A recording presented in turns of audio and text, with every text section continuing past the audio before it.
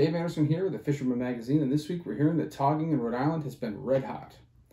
We're also hearing that striped bass are moving up into their wintering estuaries. And finally, we're hearing that freshwater fishing on Cape Cod has been awesome for smallmouth bass and trout. Stay tuned for all that and more on this week's New England Fishing Forecast. The fishing news is sponsored by these fine partners.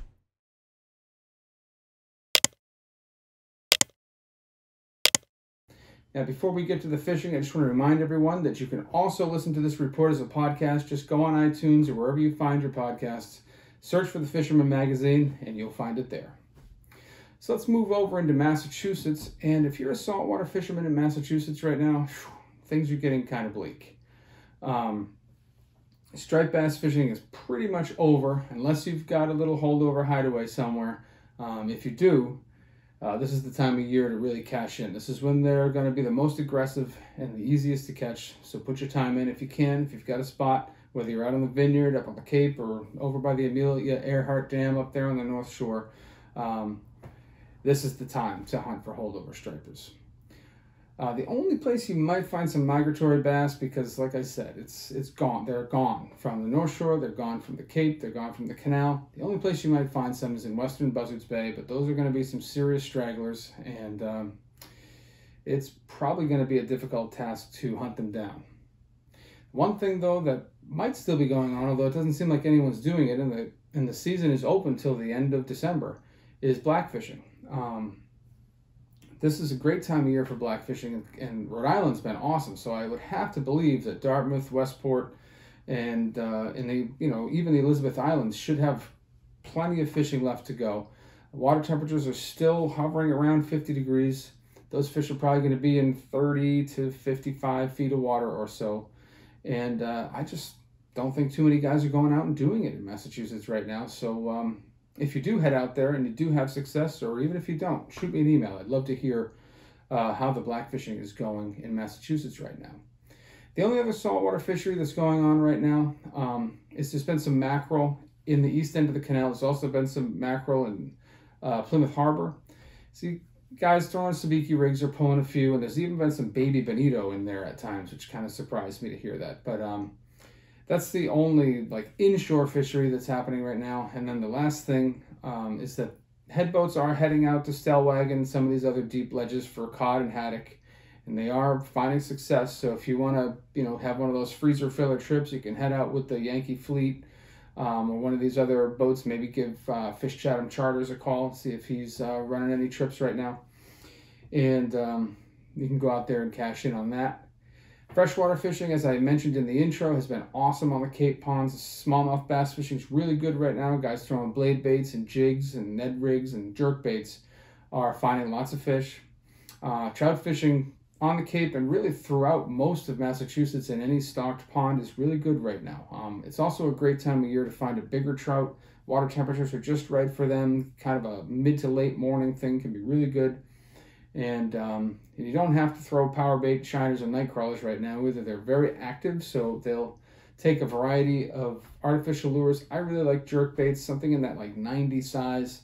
And for whatever reason, maybe it's just an anomaly for me, but anything with an orange belly seems to work really well for trout, especially now and early in the season, like around March and early April. And that's the story that I've got for you guys in Massachusetts this week. Now, before we move over into Rhode Island, I'm just going to throw it over to Tim C. Smith and the guys from Goose Hummock Shop. They're going to give you some of their ideas for holiday shopping this year. We got some great lures, great Christmas gifts. Here you go. This is the Strategic Angler Espada. Absolutely beautiful, handcrafted, hand painted in the Carolinas by Merv. Actually caught a lot of tuna on this one. This is a new one we're carrying. We're the only vendor of this lure in North America. This is the Jackfin Pelagus in a blue mackerel. Also a great tuna lure. And also, how about this? Merv's done these from Strategic Angler. Really simple keyring, great gift idea. This is the Proteus 80. It's actually got a keyring on it ready to go. So here you go, some great stocking fillers from the Goose Hummock Shop. A couple great gifts for Christmas and in the fishing world is the Saragossa 5000. It's one of the most popular striped bass reels on the market. It's just a bulletproof reel made by Shimano. We have got a huge selection of Saragossas here at the Goose Hummock, and this is a great great gift for a fisherman. Another great gift for Christmas is a knife. All fishermen love knives. This is really targeted to a freshwater fisherman. This is the Boker Brook, and it's a structural mosaic of G10 and fiberglass and VG10 steel that looks like a brook trout.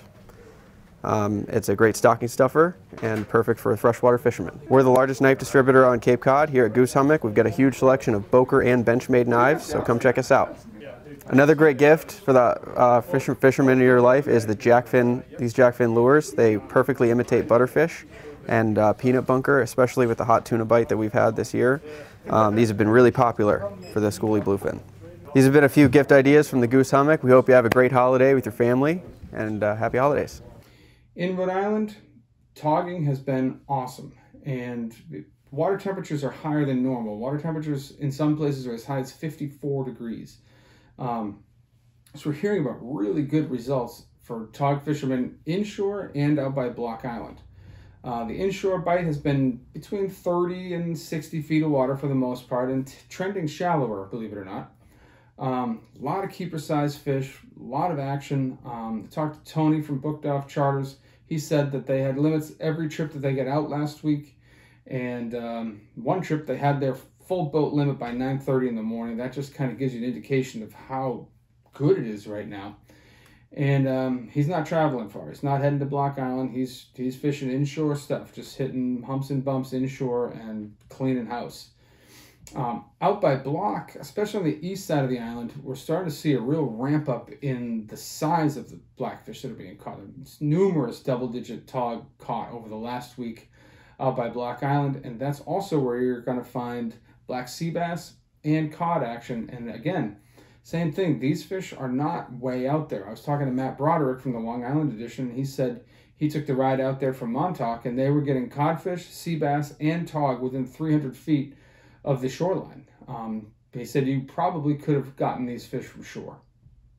So that's pretty exciting stuff, and that's something that's going to continue. Of course, these fish are going to trend a little deeper as the water gets cooler, but there's a lot of life out there right now. So whether you're fishing inshore or you're going to head to Block, you're going to see that Block Island fishery just continue to blossom as more of these inshore fish start to head to their wintering grounds.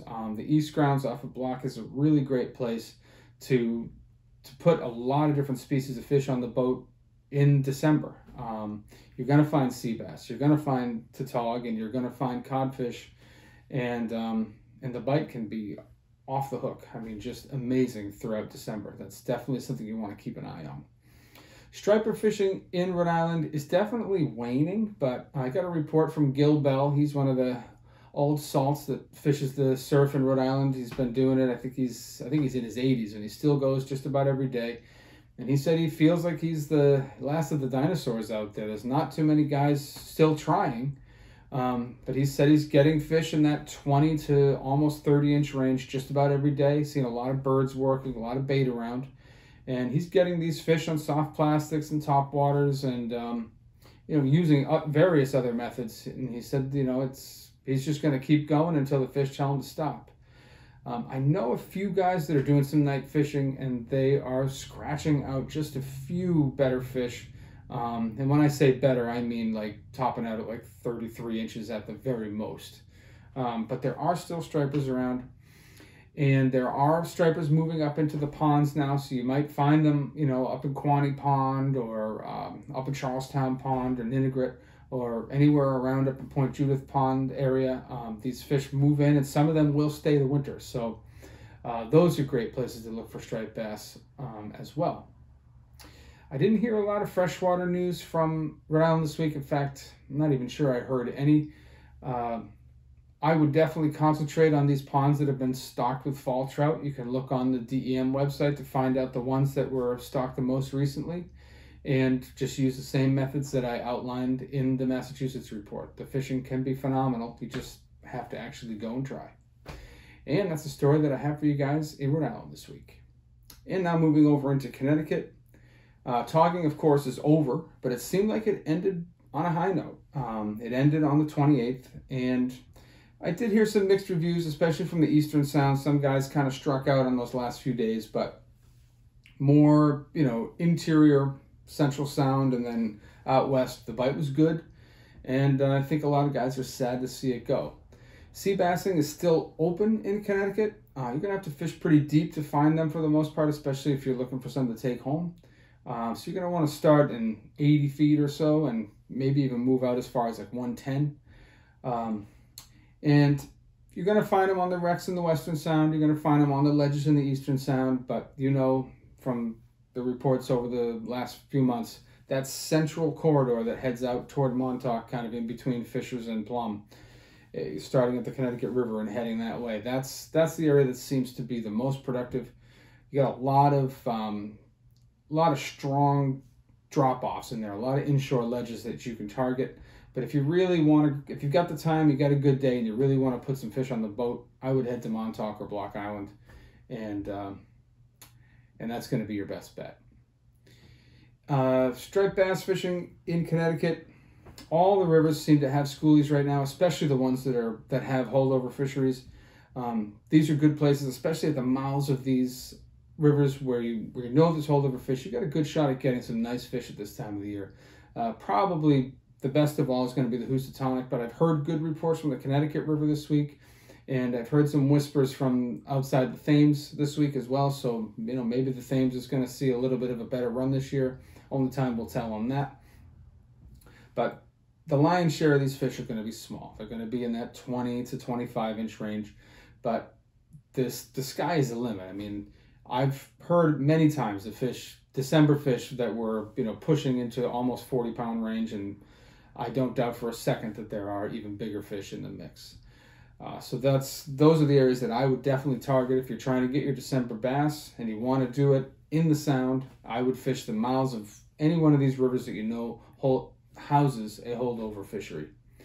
Freshwater fishing in Connecticut has been really good from what I've been hearing. I talked to Aaron Swanson, our Connecticut field editor. He said he was on the Farmington. They had some really nice brown trout. He sent me a couple pictures. And I've heard really good results from guys fishing the Farmington and a lot of the other TMAs as well, like the Salmon River and the Norwalk River out to the west.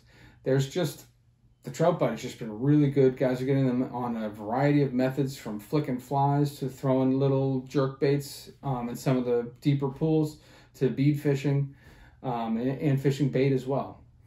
And there's also been good reports coming from Candlewood for smallmouth. There's a lot going on, and I've even heard some good reports of salmon from the Setauket River this week. So there's a lot going on.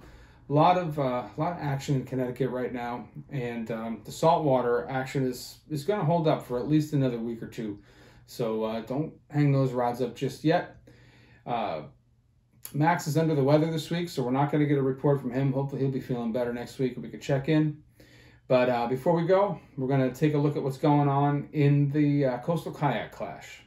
This week, we can almost wrap up the Coastal Kayak Clash. There were no new entries, but we still have to allow the grace period for mail-in entries expire, and that will come to pass on December 10th. As it stands right now, Justin Oser stands atop the leaderboard with a commanding 3-point lead over Bob Wagner, who leads Bob Stuber by 1 point.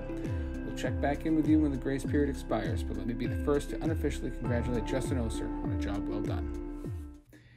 And we'll get a wrap-up of what's going on in the Dreamboat competition. What a competition this has been. The final days have been a true battle between Joseph Yam and Henry Piacentino. The final standings will be issued after the 10-day grace period and when we validate the winners. First, it was Joseph Yam entering a 10.22-pound tog and a 5.32-pound sea bass to add enough points to place him in first place. But at that time, the second-place angler, Henry Piacentino, responded to the call by entering a 3.47-pound porgy, adding 8 points to his total, and then also a 11.92-pound tog, adding 9 points, which brought his total to a whopping 47 and positioned him in first place by a 7-point margin over Joseph Yam with 40 points.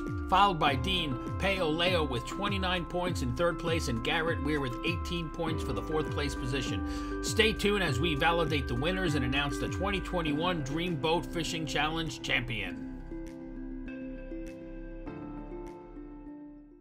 And that's what I've got for you guys this week. It's hard to believe it's already December. A lot of the fishing that we enjoy around New England is starting to taper off now, but there's still a lot of great fisheries to come.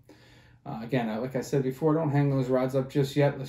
Let's keep those lines wet. Let's keep those rods bent, and we'll see you guys next week.